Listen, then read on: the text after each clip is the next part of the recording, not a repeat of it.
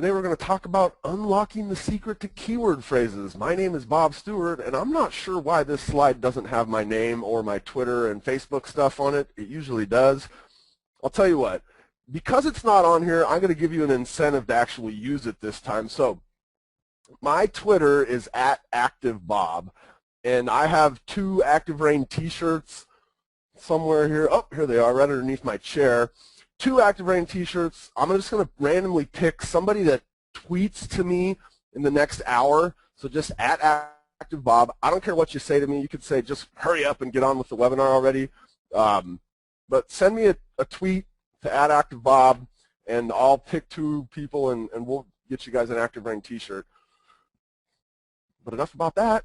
Unlocking the secret to keyword phrases. So what we're going to talk about here is that thing they search for in Google. And you know, I use Google just like we did last week in the SEO class as kind of a a catch-all for really any kind of a search engine. It's that thing they search for in the search engines. I say Google because we know Google is kind of the 800-pound gorilla. They send about 60 to 65% of the traffic throughout the greater internet. Now that's eroding a little bit with things like Facebook and Twitter and these places. But they still send the bulk of the traffic out to the internet, and it's still kind of the first thing that people think of, or most people think of, when they are about to make a search. So all we're talking about is unlocking the secret to how the heck do people find us, and what kinds of things are they searching for, and in turn, what should we be writing about?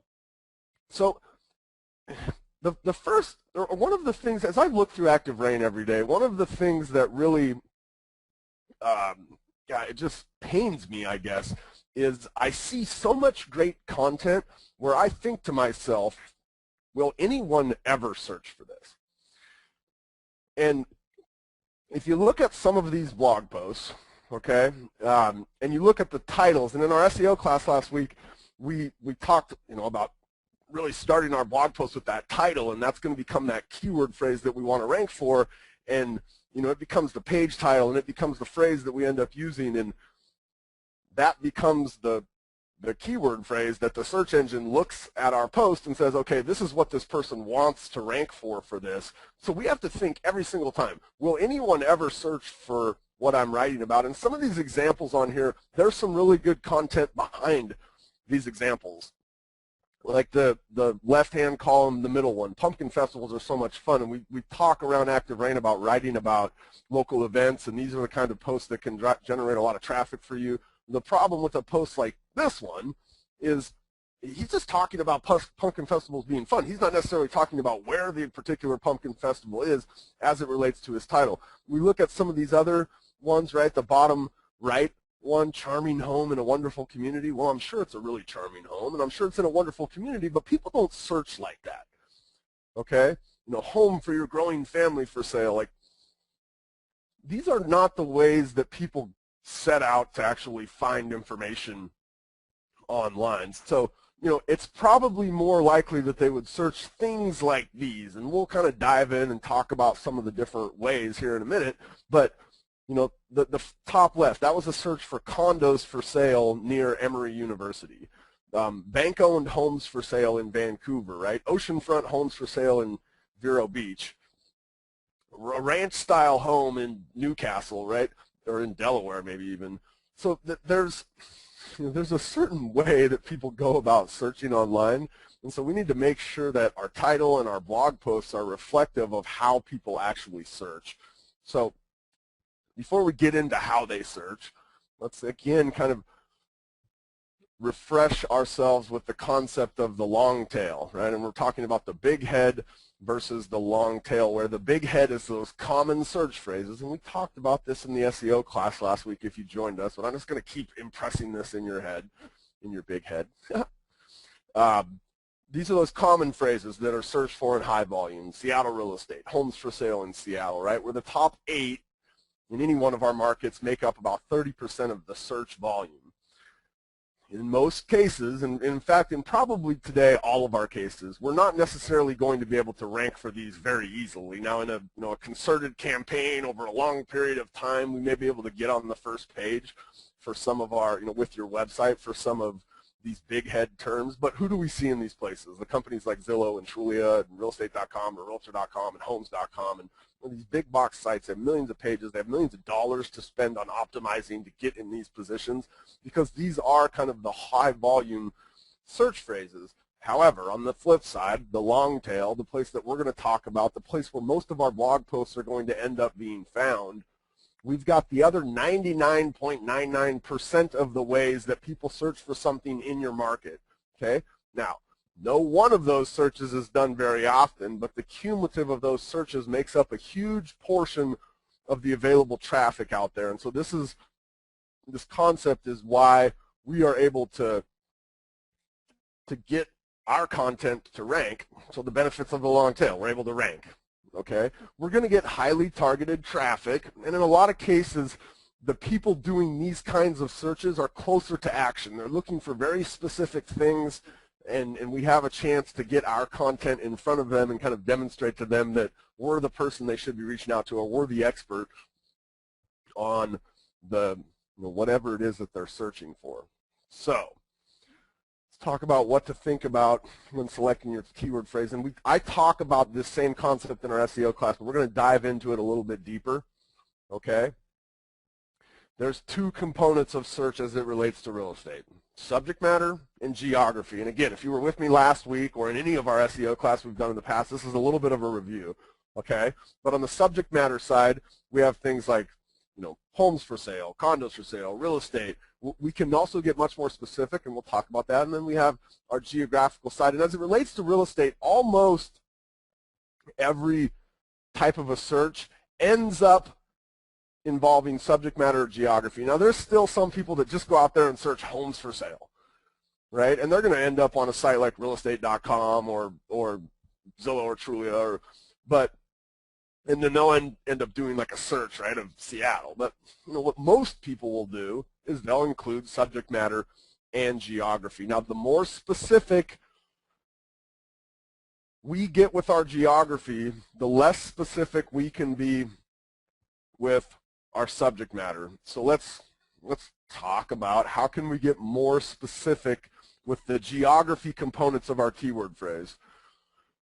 So, the most broad one, I guess, would be homes for sale in Washington, right? Then we could get homes for sale in King County. Then we could get homes for sale in Seattle, right? People are getting a little bit more specific in exactly where they want to be. Then we could talk about homes for sale in a particular neighborhood of Seattle. So maybe homes for sale in Wallingford, Seattle, or Ravenna, Seattle, or Capitol Hill, or Ballard, or any of these different neighborhoods in the town I'm most familiar with, Seattle.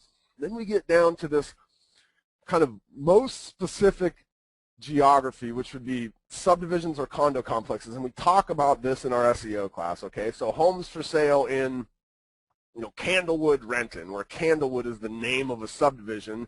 The community or the neighborhood is Fairwood, but people actually search at this very specific geographical level, right? Now, the subject matter is still pretty broad. Homes for sale. Where? Well, homes for sale in Candlewood, Renton. Okay, another kind of component of geography is this concept of being near something, and people will definitely search in this fashion. So some of the major things to think about are schools, employers, landmarks, maybe transportation. Like if you were in the Bay Area, it wouldn't shock me to see people searching for homes for sale, in San Jose near the BART. Right? Employers is a big one, and we see this a lot in our market, and I'm sure that you guys, well, I'm not sure, but most of you probably have, big employers in some of the major metro areas of your markets. So, here we see people searching for condos for sale in Seattle near Amazon. We see people searching for homes for sale in Redmond near Microsoft. We see homes for sale in Everett near Boeing. Right? So this schools is another really good one. So we'll see people searching for homes for sale in Redmond, in the Lake Washington School District.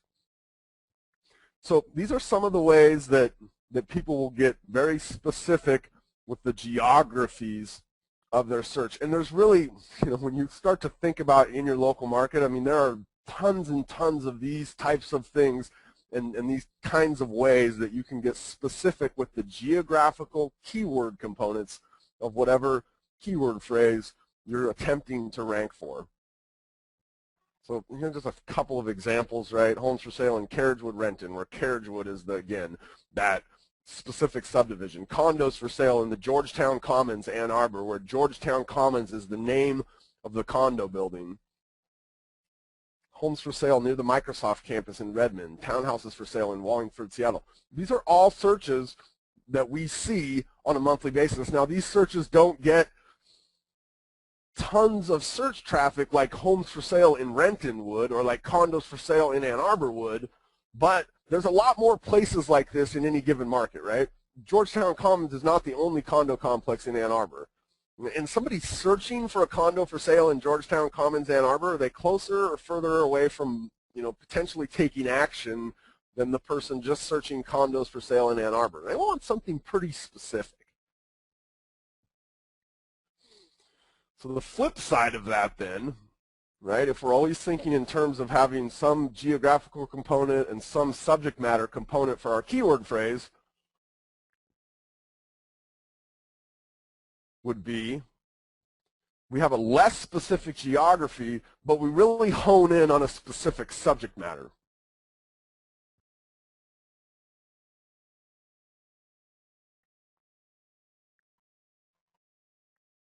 So, what are some of our general subject matters? Homes for sale, real estate, condos for sale, houses for sale, right? These are the general kinds of subject matter that we could consider using. So how do we get more specific?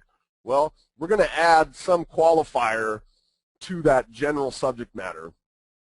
So under a certain price point, this is a search that I see a lot feeding traffic to blog posts on Active Rain. Okay, so I had a guy, we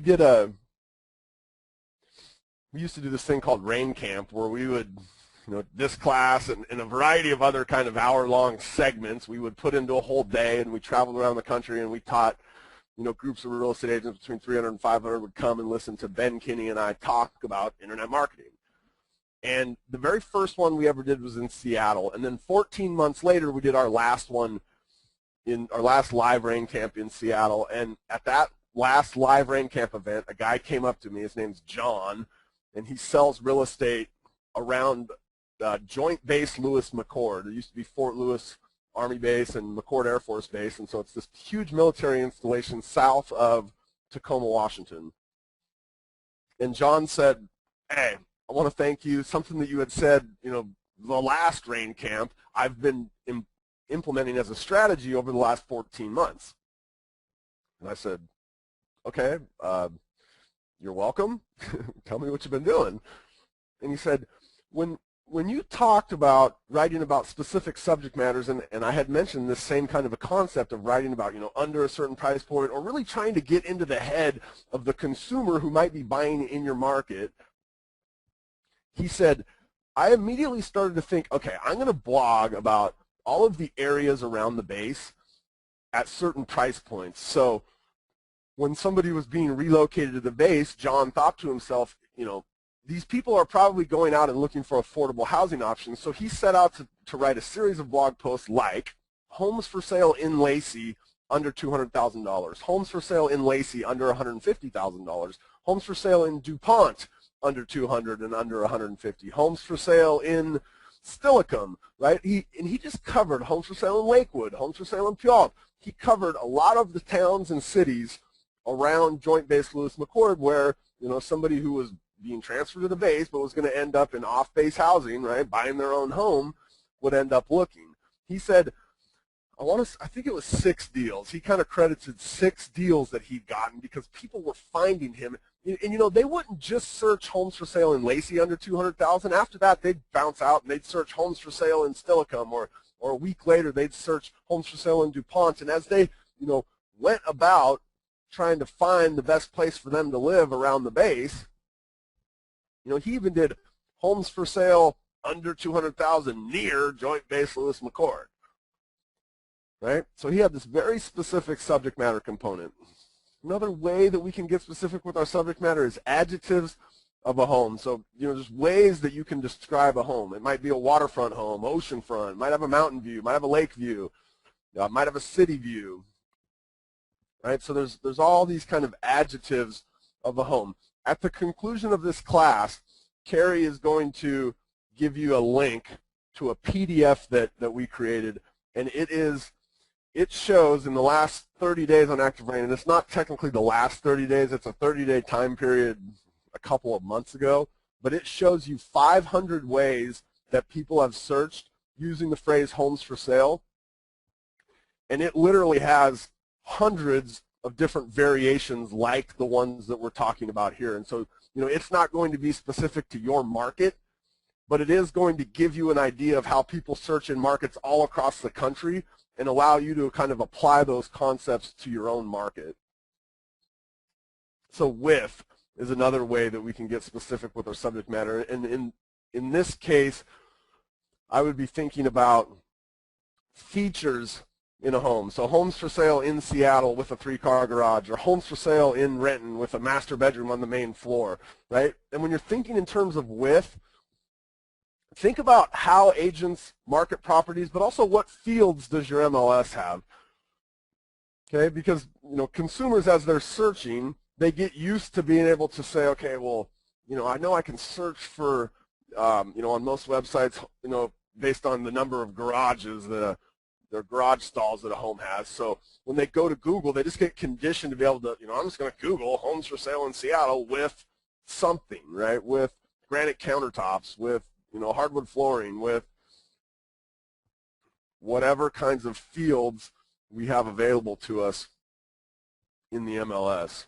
For adjectives, right, we've got types of homes. So, colonial homes for sale in Green Lake, right? And we can do these, we can get specific with our subject matter and our geography at the same time if we wanted. So that example I just gave you there, colonial homes for sale in Green Lake, right? Green Lake is that's a community of Seattle, but I've also gotten specific with my subject matter, colonial homes for sale. Okay, think of things that describe a property, right? It might be equestrian properties, or retirement communities, gated communities.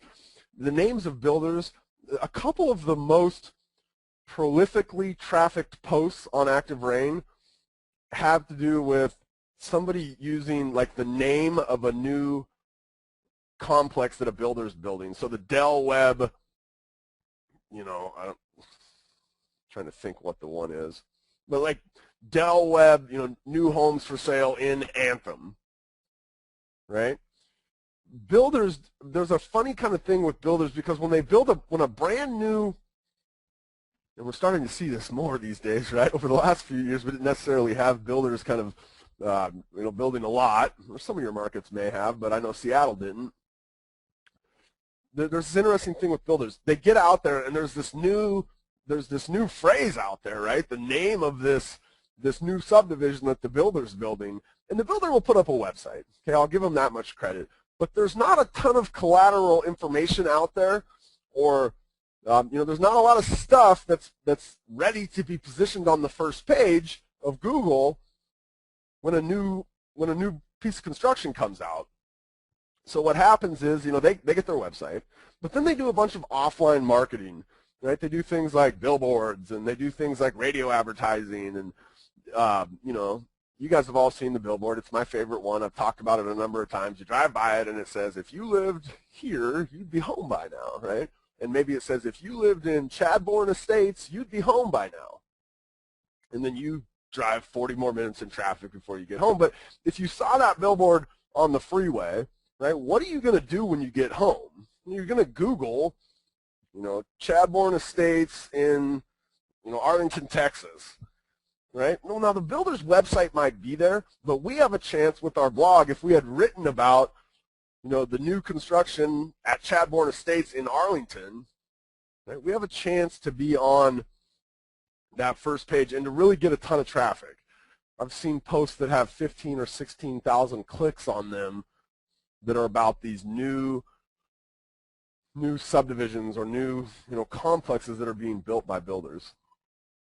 So just a few examples of specific subject matter. And again, you're going to get this PDF. It's going to have 500 examples that are similar to these kinds of examples, okay? And you're probably going to see these ones on there if you look in there, close enough. Vero Beach oceanfront condos for sale. So our specific subject matter becomes oceanfront condos for sale, right? Homes for sale with a basement in Seattle. Homes for sale in Buckley with a view of Mount Rainier. Right? And then I mentioned John's kind of strategy of really covering a lot of the towns around Joint Base Lewis McChord with this homes for sale under $200,000 in Lacey, Washington. A few things to consider. Keyword phrase in the front of your title. And so we talked, last week about, it's so important that your keyword phrase is somewhere in the title of your blog post, but it needs to be in the front. It needs to be kind of the very first thing. And one of the questions that's come up when I've done this class in the past, and it's a great question, is does the order matter? The order doesn't necessarily matter when we start to become very hyper-local like lists. Like, does it matter if I was to say, let's see if I can go back, oceanfront condos for sale in Vero Beach? Is that going to get me different results than if I do Vero Beach oceanfront condos for sale? When you're out here on the long tail, generally what will happen is either one of those searches will still lead back to our content. Now we're gonna be in a better position with that direct match, but when you're on the long tail, there's not a lot of other content out there that's that's going to be vying for that first page with you. So you're probably okay with just one post and not worrying too much about the order, whether it be geography first or subject matter or some kind of, where there's a combination. And keyword phrase under 70 characters. You want to try to get, now your keyword phrases can be longer than this, and we actually have a counter on Active Rain. When you start to type in the title of your blog post, there's a little counter that counts down, and it will eventually make it red and say like it's too long. It's not necessarily too long. It's just you want to make sure that the main components of your keyword phrase are right in those first 70 characters. If we think back to those very first set of posts that I showed you guys, the ones that had things like fabulous home in a wonderful community, you can have that kind of stuff in the title, but you want to make sure that your keyword phrase, the thing you're trying to rank for, is in the front. So you can have those flowery descriptions, I like to call them, towards the end of the title, but just make sure that you realize that keyword phrase, that thing they're going to search for, is in the front. You're never going to target more than one keyword phrase. I talked about this last week, but John could have very easily went out there and said homes for sale in Lacey under 200,000 and under 150,000 and under 250,000 and made that all one post. What you end up doing is anytime you kind of add an additional keyword phrase or an additional component of a keyword phrase into one post or one title, you lessen your impact or your effectiveness of being able to rank for any of those things, right? So we're going to break these things up into different posts, and then we're almost always going to use a geography. And again, I say almost always because not every single post that we write is going to be aimed at ranking in the search engines. Okay, we may be writing something that we're going to share on social media. We may be writing something that we want to share with somebody specifically, or maybe we're writing something that we want to send out in an email to some of the prospects we have in our database. In those cases, we're not necessarily going to be thinking, okay, first and foremost, this needs to rank in the search engine, so I need to make sure I get that geography in there, even though it seems kind of weird, right? We don't always have to do that. So what are some other kinds of keyword phrases? What do people search for when getting ready to buy a house? And we see people looking for best information, they're looking for tax information, they're looking for loan information. One of the best sets of posts that I've seen is posts that go in and collaborate a variety of other posts to make a new post. So using content that we've already created to create an additional piece of content. So let's say that I went out and I had written about all of the subdivisions in my market, all of the neighborhoods in my market, okay? Then I can go back and write a post where it's the best neighborhoods in Seattle. right? Where I take a collection of those posts. In the body of my best neighborhoods post, what would I do? I would have, I would highlight 4 neighborhoods that I think are some of the best neighborhoods in Seattle, and I would just, give a little synopsis of each neighborhood and then link back to kind of that full post that I had written about that specific neighborhood or subdivision. See a ton of traffic where people are searching best neighborhood in, a certain area. Those are the kinds of That's the kind of search that somebody would do when they're moving. They know they're moving to Seattle, but they're not quite sure where they want to live in Seattle.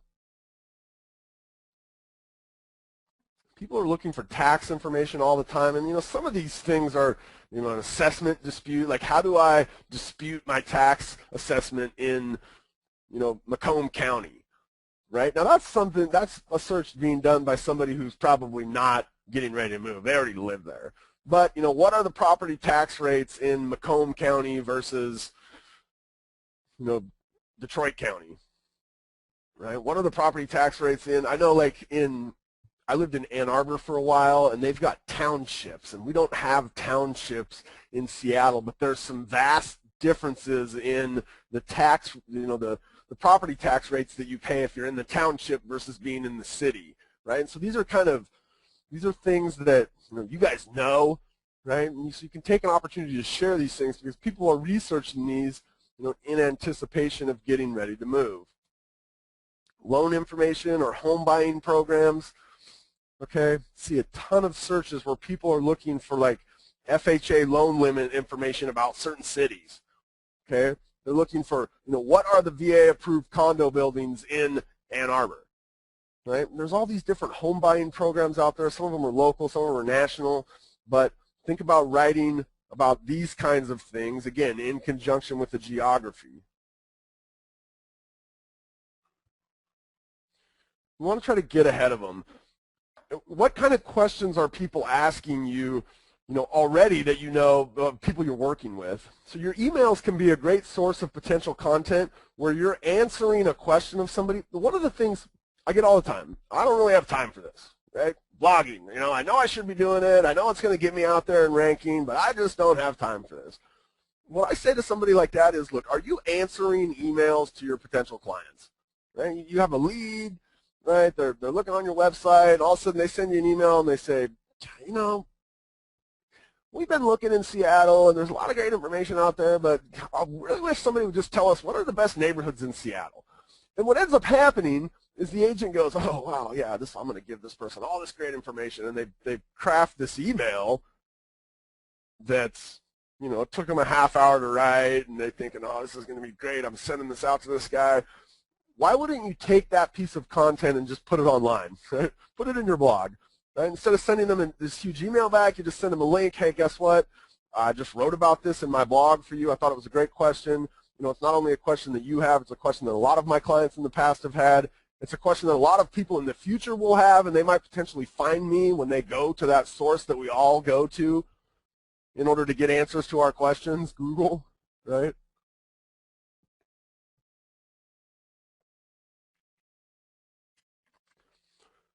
So the question always come up, and I'm sure somebody's already asked it, okay, how do I figure out what people are looking for in my market? So let's jump out here for a second. Let's look at, I always like to do these kind of demonstrations, the live thing, make sure that you guys don't think I'm just blowing hot air here. Okay, so we're looking at lakefront, and this is the last 30 days. So again, this is a very specific kind of subject matter component, right, a lakefront. So there's all these, people are looking for Bellow Lake, lakefront property for sale, lots for sale, lakefront lots for sale in the Poconos, and lakefront homes for sale, Portage Lake. So it's only had 2, right? But that's somebody looking for something very specific, and if we can get onto that first page, right, get a couple of visitors, we're in a pretty good position to get in front of this person, prove to them we're an expert. We know that they're looking to act probably sooner rather than later. They want something very specific. Again, when I do these searches, I always like to come out here to my private browser so the search engine is not tracking everything and anything that I might be doing online to give me distorted results. right, to inflate my ego and make me think, ooh, look, I rank on the first page for everything. Well, you only do that because Google knows who you are. They know you like your own blog. So here's this Portage Lakes, lakefront homes for sale, Portage Lakes. And you'll see this one's down here a little ways. They got 2 visitors being down here a little ways. And when we take a look at this, she's actually talking about some specific properties that were for sale right then. And we do a lot of classes on Active Brand. One of the classes that we do is called our Blogging Blueprints series. And in there, I talk about writing these kinds of posts. And one of the things I talk about is making them timeless. You know, Karen would have been more well served to have written a post about Portage Lakes lakefront homes for sale and just kind of talked in general about what it's like to live on the lake, what kind of stuff's nearby, what kind of activities they have on the lake, you know, how many houses are around, and then have a link back to her website. And in next week's class, we'll talk a lot about this concept of lead generation, right? How do we get the traffic that lands on our blog post to actually convert to a lead for us? But if she had a link back for the current properties that are available, because these properties were available when she originally wrote this post in 2009. But people are still finding this post today, and in fact, if we come over here and look at all of the different ways that somebody was searching for Portage Lakes, there are still 23 people that found this post, right? Lakefront homes for sale, Portage Lakes, Ohio. Lakefront homes for sale, Portage Lakes, right? Lakefront home, Portage Lakes, Ohio, right? There's all these just kind of variations. And even though none of these were an exact match on the title, she still got that traffic to these posts. Now, this post has had 3,600 clicks on it in the 3 years since she wrote it. So that's, what's my math going to tell me? That's 100 clicks a month on average she's been receiving to this blog post. Okay, that's good. She might want to consider putting some properties on there that are for sale either today or having a link that goes back to her website that allows them to see, hey, here's the properties that are available for sale today. Now let's go look for a second. So we know that lakefront homes for sale, Portage Lakes, led 2 people to her blog. Okay, so let's go in here and let's look at the Google AdWords keyword tool. So I'm going to go to Google and I'm going to Google AdWords keyword tool. And it's going to be the first result that comes up here. So I'm going to get into the Google AdWords keyword tool. And essentially this will show us how often is something searched for. So I'm going to go in here. I'm just going to put in the phrase that maybe I'm thinking about writing about. Now I got to go down here and try to figure out what this says, and sometimes it's easier than others. I'm going to hit search. And what's going to happen is Google's going to tell me this doesn't get searched for, right? See in here, it's basically telling me there's a 0. Now, if we look down here, we see Portage Lakes homes for sale on Portage Lakes, Ohio. It's saying there's a lot more for that, but they're telling me nobody's looking for lakefront, even though we know people are searching this, and even though we can see she's getting a ton of traffic here. So what's happening? Well, this is a function of the Google AdWords. And so Google would rather we not write about these kind of long tail phrases that don't get searched for very often. They'd rather we bid on these high volume phrases that get searched for more often. Okay, so this isn't always going to give you the best idea of what to write about. I believe the best idea is going to be based on your experience and your instinct, because you could potentially miss out on a lot of long tail traffic if you only looked at the search engines. I mean, if you only looked at this Google AdWords keyword tool to tell you what to write about. Okay, again, we're going to send out that PDF, or you guys are going to have, we're not going to send it out. Well, actually, I guess we are going to send it out. You'll have a chance to download that PDF. Carrie's going to give you the link here in a minute. But you have to kind of put these things together and think, just get in the seat of somebody who might be looking in your market. I want to show you one more, because this will show you some kind of long tail, what's it, Vero Beach.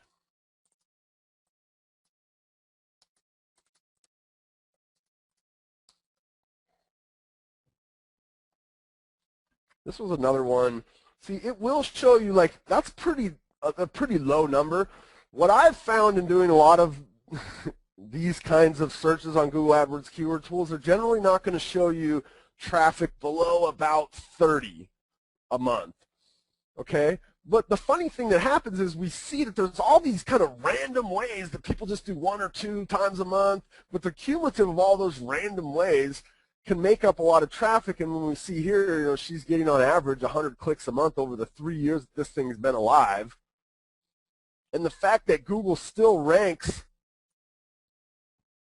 you know, her post from 3 years ago that's really not even, like, content-wise that strong on the first page is a pretty good indication that if we make good timeless content, right, we make sure the content is strong, you know, we can rank on this first page for a long time, and we can generate a lot of traffic.